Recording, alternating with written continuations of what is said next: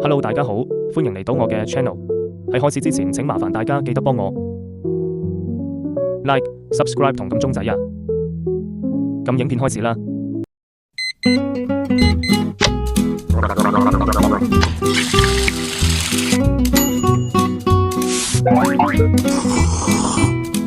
我今次會去尖沙咀 YMCA 食自助晚餐。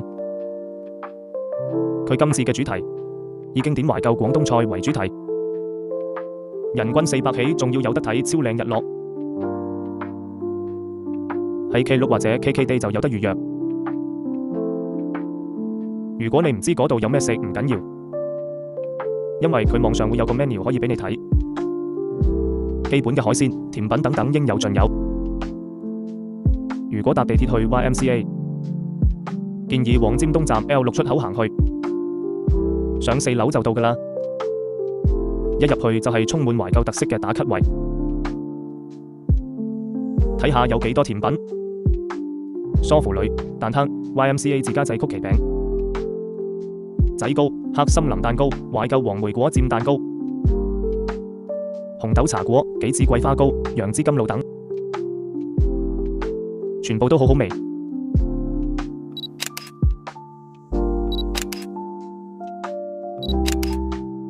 凍海鮮有9款，包括熟蝦、藍青口、翡翠螺、波士頓龍蝦等等，全部都好新鮮。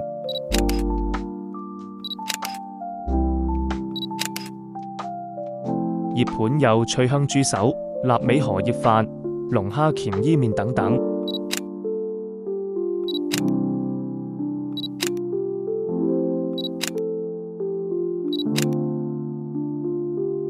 亦都有唔同種類嘅壽司同刺身。想食前菜可以去食沙律，可以自行配搭。冷盤有煙三文魚、沙樂美腸、南京凍餡等等。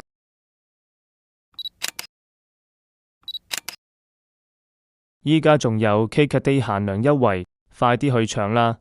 下集再見。